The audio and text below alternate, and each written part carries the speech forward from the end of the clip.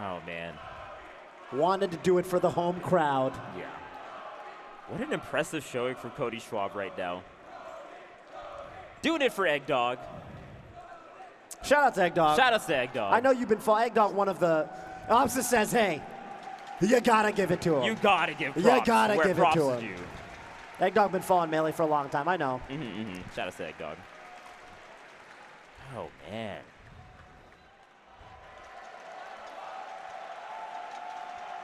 Congratulations to Cody Schwab. Cody Schwab winning a is battle of Giga Schwab BC5 today. from loser side.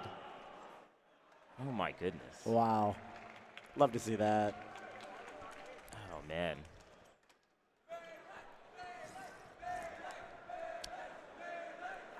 Today, Melee wins. A beautiful top 8. What an amazing top 8. What an amazing Some of the top 8. highest level play I have personally ever seen. Yeah. A tournament where, you know, so many, I mean, world-class players with so much skill coursing through their body didn't even make top 8, Vish. Yeah. 15 of the top 20 players were here. 15. The top 20. How insane is that? What a stacked tournament. What a statement it is for Cody Schwab to win this. Free agent, by the way. Someone sponsor this man.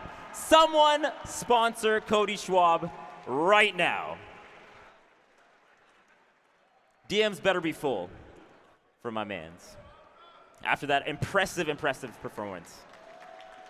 Having to take out Zane after losing to Zane in winner's side. Having to beat AMSA twice in grand finals. And doing it 6-1. Yeah. Can't even count that high. Yeah. But, oh, man. Wow. Well, one man can make some sense of the chaos that we've just witnessed, Vish. One man's going to take us home and tell us what the hell just happened. It's MC Slime on the 1s and 2s. Take it away.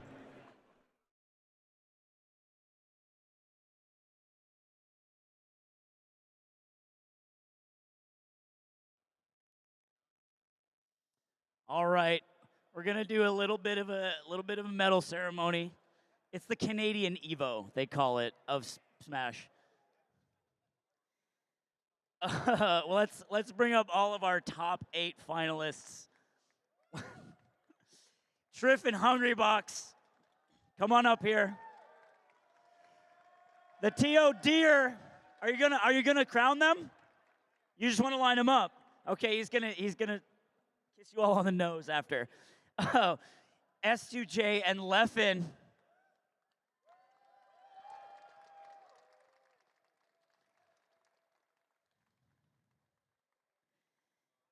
In 4th place, we have J-Mook.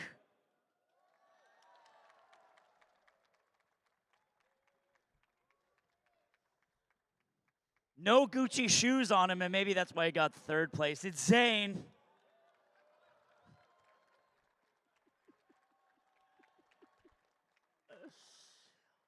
Oh, coming in 2nd. Where is he? AMSA.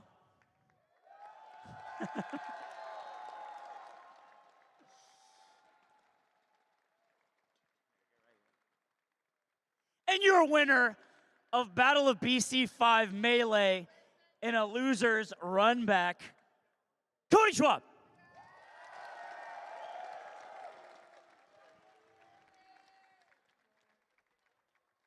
One step back. Deer is going to put a medal on each of you. This medal is made of real gold. Do not sell it. Except one of them is made of chocolate, so that's fun. How do you feel? Fuck. Yeah. When Zane did that counter, I thought the same thing. Yeah.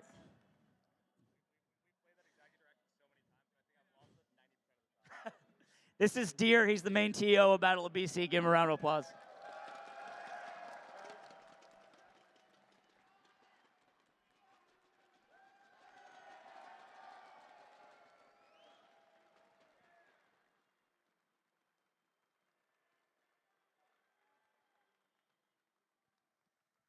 Thank you guys so much for coming. Remember, support your locals. Come to tournaments. This was such a fun experience, and I did shit, so I had a lot of fun. You can win and not do well, and you both have fun. That's what happens. Thank you guys so much. Cody's going to go down there for a winner's interview, so stay tuned on the stream. Everyone else, class dismissed. Thank you.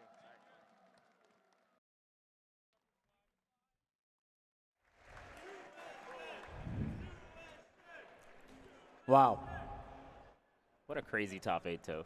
What a crazy, crazy top 8. Melee's in such a good place right now. Melee's in such a good place right now. I got to say. The level of play. You can't tell who is going to win any major at any given point. You just can't tell. But today, Cody could tell. Cody can tell. We know it's Cody. Oh, my goodness. That's right. We're going to get Cody momentarily. We're going to talk to him about, what should I ask him? Oh, there he is. Too late. Is it me or is it you? This is you. Okay. It's got to be a Fox, interviewing a Fox. Thank you so much for joining us. Absolutely. Right there. Get the Falcon out of here, he said. Jesus. I like having Falcon Fish, I'm sorry.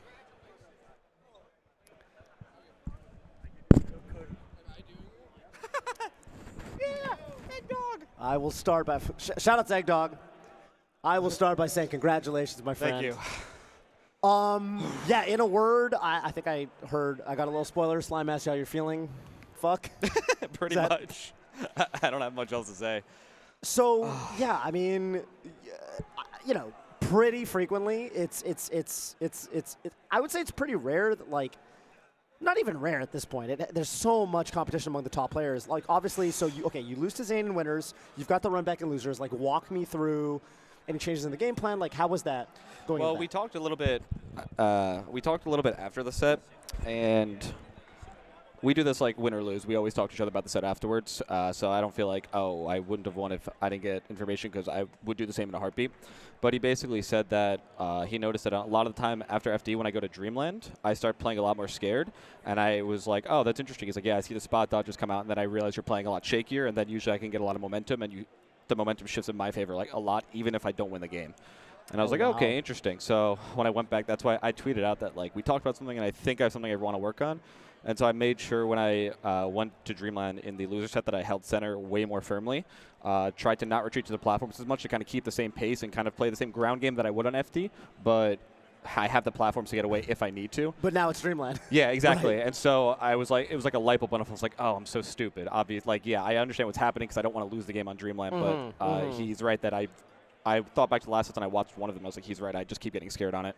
That's so interesting. Yeah, because it's like, that's so related. Because on FD, you're like, I will die if he touches me. So I have to play so perfect. And then on Dreamland, it's like, it's Dreamland. Yeah, kind All of. right. Kind no, of. like, I always think I have so many extra hits, but the thing is, even if I win that game, when the pace slows down and he gets more comfortable, I think, like, Zane is a person who has the hardest read on me out of anyone, outside of maybe Jake.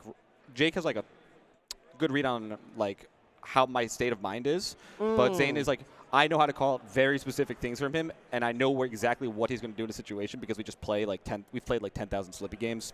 It's something ridiculous like that. So anything like that, both ways, can be kind of catastrophic and just lose you a set on site.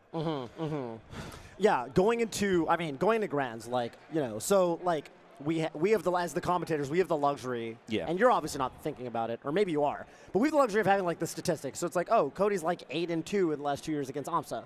But, is that a weird, because you beat Zane in losers finals, and it's like, okay, now I have AMSA, and that's better, but what's that mentality shift like? I don't think that should matter too much. Right. Of course, if you're not human unless you have some kind of understanding of how you traditionally do with someone, whereas like if I'm playing Mango, I'm obviously going to know in the back of my head, yeah, I do a lot worse versus you. And so maybe that'll have some kind of effect. But the end goal is that should not matter whatsoever, because what got you there is a certain type of style and game plan. And so why would you change that unless you know for a fact that playing a different way when the other person is like down or up will impact their play? But Amsa is such a good competitor that I don't think that's true with him. And most of the top 5 all of them are just insanely good competitors. So I don't think that would really matter with any of them. I would say, and not even me. So I was kind of hanging out with Mango as top 8 was starting, and Mango said of you, I don't know if he'd say this to your face, but he said of you, Cody is just a god versus Marth. Like, like the way he said it was like, yeah, no one's doing Fox Marth the way Cody's doing Fox Marth. So And I'm curious. This is just for me. As a Fox main. So this is personal, and actually just, this is the privilege I get. I want to ask you a question. Sure. If you had one piece of advice for Fox Marth, and I'm going to ask you the same thing about Fox Yoshi, to all the Fox mains out there, Sure. what are you doing that no one else is doing? I think the big thing on Marth is edge guarding and sharking. Basically, every time Zane plays another Fox, they just don't kill me. And when I play him, he knows that there's a really good chance. The thing is, I get it. So a lot of other matchups, like I am more mad at the Foxes for being bad versus Yoshi because I think that's much more of a streamlinable plan. Okay. I'm not as mad about Marth because I think the edge guarding, it's not a flowchart. It's a complete mix-up portfolio, and it's really freaking hard to understand what to do in every situation, and it comes from insane amounts of repetition, which is one of the reasons why I will never say this to his face, though he might be able to hear it.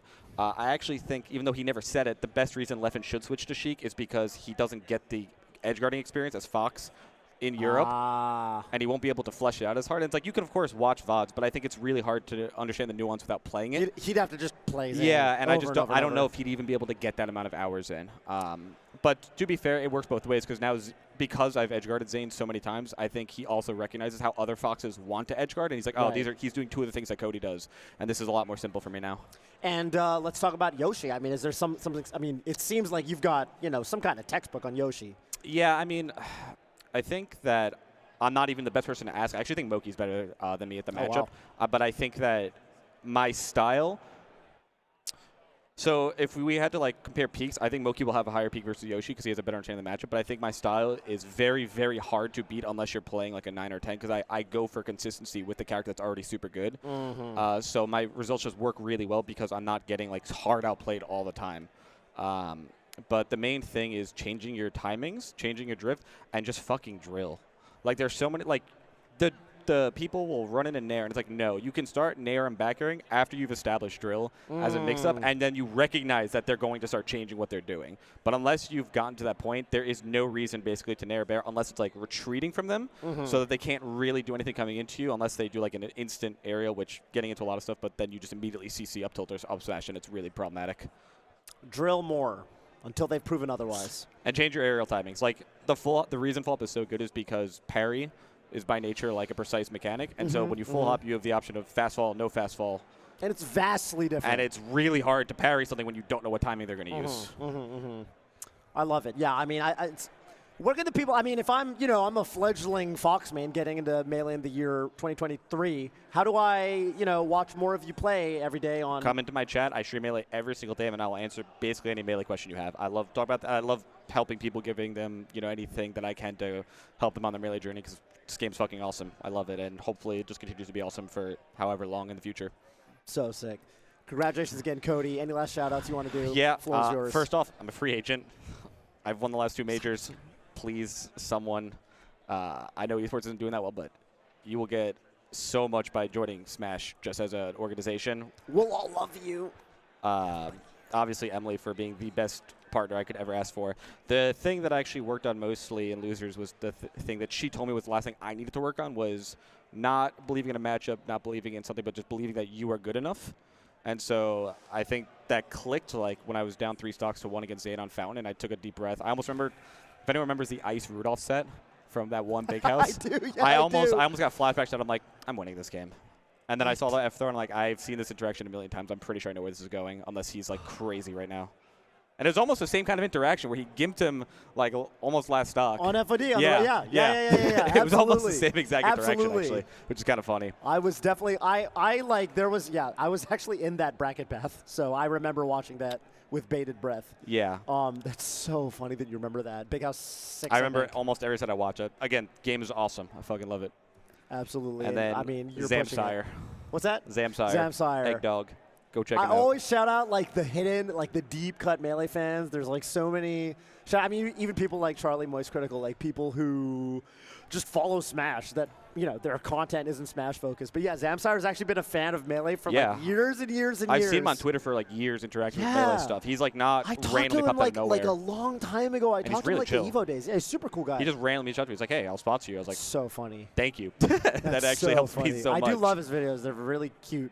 If you haven't seen any Egg Dog videos, it's very fun. Yeah, they're so cool. That's so dope.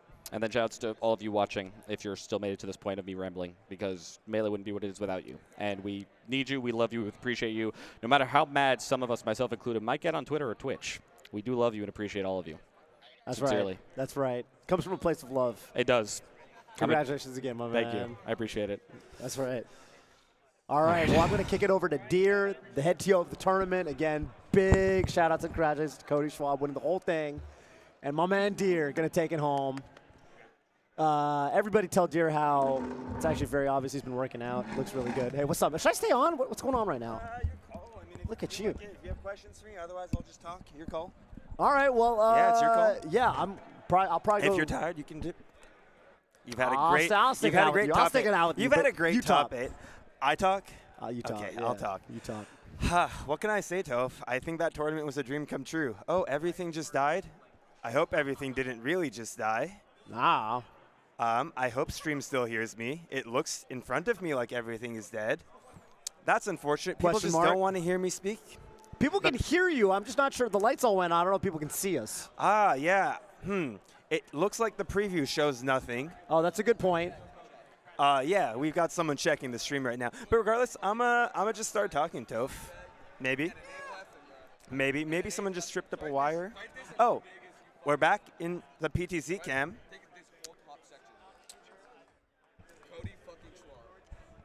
Test 1, 2, 3. Speaking to the crowd. All right. Okay, so my audio is still going through, so I'm going to speak. My name is Deer. Whoa, we are getting lit up again. My name is Deer. I'm the head event organizer of Battle of BC. This event's my baby, Toph. You've been coming to this since, I think you came to Battle of BC 2 way back when. Yeah, that was the Amza Run original one.